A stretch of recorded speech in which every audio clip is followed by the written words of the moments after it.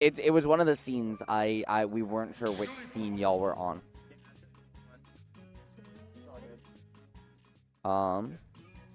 That's Dubs. Is it TSIHS call? So we got Steve versus Bassmage. We got Samuel versus Bassmage here. This is about as banger a set as they come, personally. I love both players in this. I personally am a huge Samuel fan, just because he's from the same org as me, so I have to be. We gotta update the tourney stream helper. But yeah, no, I was gonna say Samuel's been on an absolute tear recently as well. Sincerely. Oh, like just keeps making upset wins, keeps just improving with this Steve, and has really been a beacon of recent consistency here in BC. But speaking of consistency, right, our story throughout this weekend is where can Bassmage find that extra mile? Because he is a player that we know is one of the best in the world. We know is the best rep of his character and can beat anyone when he really feels up to it. But the consistency hasn't been there, especially as of late. And so the question is, who's going to win in this battle between one person we know has the higher peak and one person we know has the higher consistency? But right now, Samuel has just not been able to find any of these tech setups. And basically, Samuel's really trying to get that combo started. Oh man, he's missing him. It's alright though. Bassmage with an incredible expression on the player cam as well, if I do say so myself. Both of these guys are homies. They've been back for so long. They've played each other so many times. This is just another walk in the park for them. And Bassmage taking that second stock like it's nothing. Yeah, Samuel saying, hold on. If I want to get back in this one, guys, I need Diamond. Let's get there as fast as possible. Getting those I don't even think he's going to be able to get back on stage, let alone get Diamond here. Hold on. He might be able to find it, though. He has to get off the ledge first. Bassmage might just take it away from him. Taking this game. You know what, Lay? Like, you knew. You knew like 20 seconds early that he was just dead. He grabbed ledge 2 more times before Bassmage locked it was a warm-up. It was a warm-up. Oh, that was a... No, not actually. Okay, I was going to say, I'm coping. It's a warm-up coping. We believe in BC here in BC. You see, and I'm not usually one to cheer for Steve, but in this situation... But he's the funny block man. He's the funny block man, and we are at UBC Weekly. This is the classic that you expect to see. If there was ever a place you should root for a Steve player, it is literally Samuel when he's playing in British Columbia. Absolutely. All right, Samuel definitely getting an opportunity to mine here for once, and Bassmage really capitalizing on that block. And beautiful spacing as well to find his way past that down tilt. That can spell a world of trouble for a character like Jigglypuff just from what you find off of it. But instead, Bass has been finding the angles, finding the ways to slip on past the endless supply of defenses, right, that Steve has been building up. And instead, it's just feels like Samuel's just struggling to even find hits. It's really tough. This is a tough situation for Samuel, especially because if you don't get the early lead in these situations, Bassmage is just able to rack up that damage and really get you from, like, as we saw in the previous game, keep you from getting onto stage, as we see with him taking the first stock of this game as well. As long as Samuel's able to stay on stage, he's able to work a lot better, but the second he gets off stage, it's a tricky situation to get out of. And I love the wait there to find that RTC, reaction tech chase, but instead it's gonna be once again. Oh, okay. Samuel being very patient there, getting the up tilts. I was gonna say I was gonna once again be Bassmage's turn, but Samuel able to find the reversal a second time. This has been a very back and forth second stock, but it still has been Samuel takes inches, Bassmage takes miles. Those steps, it's just going on. Samuel really trying to call him out at this point. Yeah, he's just saying, back off, let me get back to stage. I need to get at least one. And he's gonna do so. That is gonna take it. I thought that I don't know. I thought you could have DI'd that possibly, but...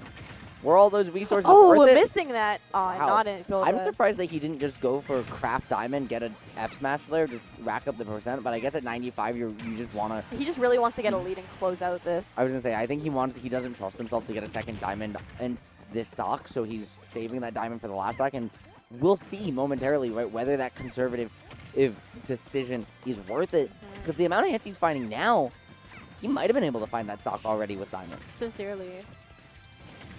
Getting that minecart action, and another thing I think people don't really realize is that when you are playing Steve, you have to be careful with your resources. You have to think ahead, and we have a gold now, which is really good for Samuel if this stock ends up getting taken. But Samuel with some very creative decisions there as well.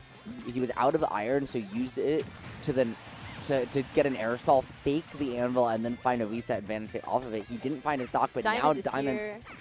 There might be a stock difference, Lay, but honestly, this game feels like it's team advantage, especially in a last hit scenario. Extra diamond in the bank. Not a whole lot of iron to work with. This is anyone's game at this point. I agree. Samuel is turning up the heat. He says, I want a game 3. I want to run back on that first game. That game was not me. And there is the minecart. It is, in fact, strong. The pressure is on for Bassmage to find one hit. That might be all it takes. Oh, the block, goodness, hit the block lag extension actually is not going to be enough, Lay. I'm just in awe with the spacing that these people have. Like, these two players know the extents of their characters and know how to play within it. You can tell how comfortable they both are, but we're going to a game 3. Samuel says it's time for a game 3. We say it's time for a game 3. I respect that from Bassmage so much. That he recognized the platform setup, found the up tilt, and just barely dropped that rest. It is so hard to find when you're just going for those raw up tilt rests, when you're not setting it up fully prior. You're at some awkward percent ranges. You just have to try something. Base did, and it wasn't even that it wasn't true. It's just sometimes you make some tech flubs. That's what the pre-local is for, right? It's the time to practice. Exactly. This is the pre-local for a reason. This is the practice for tomorrow's bracket, and these guys just need to be practicing as much as they can here so that they can win the tournament tomorrow. And these are both players seeded to make top 32, right? Absolutely. These are players seeded to make top cut. And the fact that they're playing in winners round 4 of a pre-local, right? We're not even in top 8 yet. Absolutely. We're not even top 6. Are we? We might be in top 16. No, this is, I think this is a winner's round 4, so this might be, This would either be top 16 or top 20, I think we had, 32, I think right? this weekly had about 75 players, Yes. which is insane if you think about it, because this is, again, a weekly, but yeah. This is the 75 pre-local to a one-day event that has more entrants than some majors do. Absolutely. And I mean, it's insane to see how stacked Grand Slam is going to be tomorrow. Oh, okay. Samuel really racking up some early damage here, but Bassmage saying, no, we're going to tie it up.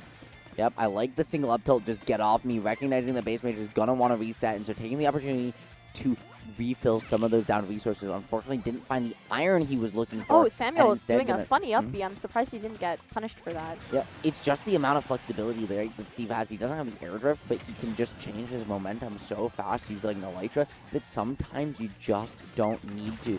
Now looking to find a way in. Samuel trying to get back to stage. Gonna hold into that minecart too long, but nowhere left to go.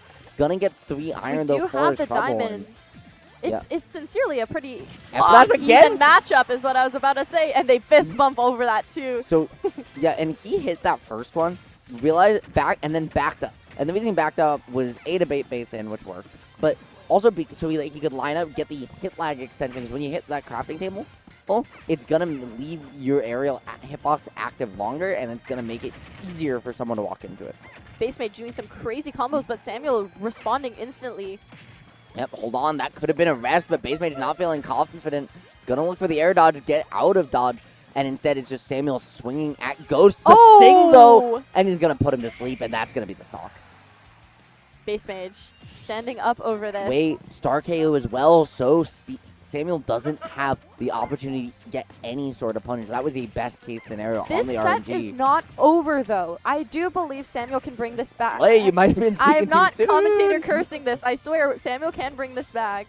Yeah, he just needs to find the stock fast. Very little iron on Bassmage deck. letting him mine. A little bit of BM occurring on the stage. It's not even BM. It's because of the platform position. He can't fall in the aerial. They're finding the rest just like that. It's going to be it on the call-out. But what happened there is, from that position, Base can't jump in on Samuel because of the platform, and the block behind him means that he can't pressure him horizontally. So Samuel is only risking getting reverse, or Base